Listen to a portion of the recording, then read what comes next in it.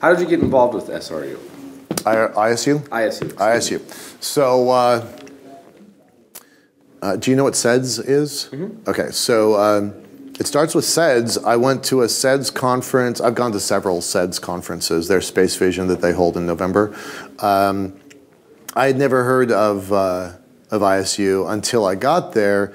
And then, I don't think SEDS folks will like this, but I look at SEDS as kind of like the farm team for ISU, because they're all undergrads and you know, sophomores, juniors, seniors, and then ISU only teaches graduate programs, and there was kind of a disconnect. So I learned about ISU from SEDS, and it's been kind of profound. I don't want to sound cheesy or anything, but during those dark days I was talking about, when the elevator crashed, I really didn't know what to do.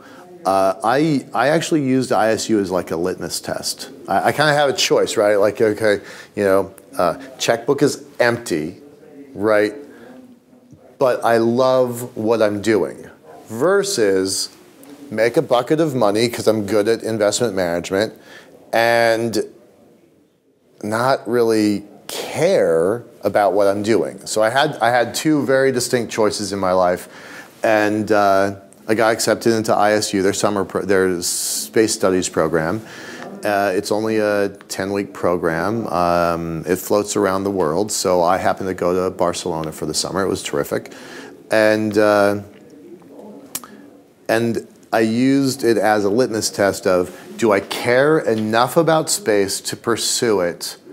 Or am I willing to just quit, cut my losses? Rationally, that might have been the smarter move, and go into investment management. And so go back to investments. So I spent the summer hanging around, you know, really like-minded people. I mean, these are folks that want to make a difference in the world. They see space as a resource, as a way of communicating with the planet. My class in Barcelona, I think we had 120 students from 30 nations, 28 nations. So it showed you, like, other people in the world care about this one thing that you think you're the only one that cares about. And so that was really good. And so, you know, the summer was pretty amazing, and I said, okay, you know, I can make money whenever I want. I have that skill. I learned it a long time ago. I was a multi-millionaire before I was 30. If I want to just make money, I can do it. But I care about going to space and taking humanity with me. So I'm going to do this other thing. And that was a harder role. That was a harder path to take. And I'm here today because after that breakthrough, I can say, okay, we can actually do this, right? But ISU was really kind of critical. Like I really had some difficult choices to make, and it really simplified it, right? It really did. So I actually owe ISU a lot.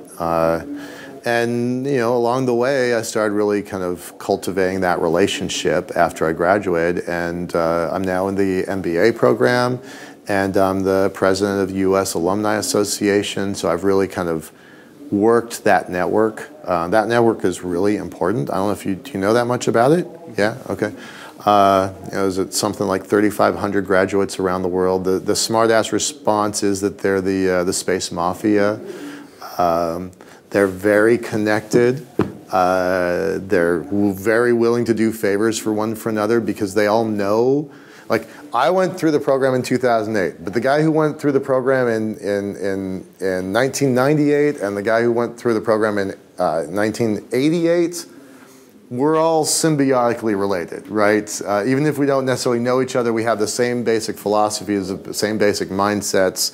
And one group will help the other, will help the other, and help the other. And now that the school's 25 years old, some of those folks are actually in pretty senior management positions, and they're making decisions that impact their nation and their company and their industry.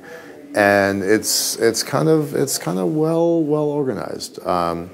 It's a very ad hoc network, but it's a network that really works for each other. And knowing, like, on a project like mine, I actually need to talk to folks in the Indian Space Agency, right? That's not a common requirement. Most people don't need to do that. I need to talk to the guys in the Japanese Space Agency and the Chinese Space Agency and the brand new South African Space Agency and the in development Australian Space Agency. And I know, because I know these guys, that these guys are ISU graduates and we all have the same common philosophy, common goals. And if I need to make a phone call, I can just do that. That's really powerful. So yeah, ISU's done a lot for me. I'm pretty grateful. So yeah. I think it's very relevant too that we're here at the NSS conference, and their motto you were able to learn through ISU and are living to this day, which is per aspera ad astra. Yeah. Through difficulty to the stars. Yeah. Our company motto, I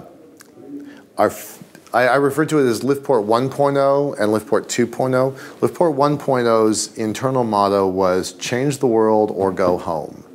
And that was really kind of a philosophy of it's an honor doing what we're doing and we're trying to make a difference. And that was good. That was good for us at the time. Our new motto is a little more like, you know, woo-woo a little bit, but it's Sic Iter ad astra. It means this road to the stars. And we feel like, you know, if we can build an elevator on the moon, it's the first step, and we can go anywhere else we want to go after that. So I like the whole ad astra concept, and we just tweaked it a little bit. So yeah. You know, I've probably been to 8 ISDCs, NSS ISDCs, and every one of them has kind of had an impact on me. It's a good organization, it's a good community, and it's fun, but it's good work too. And you kind of, again, you realize that there's other people that believe what you believe, and that space is important. So yeah, I like it. Yeah.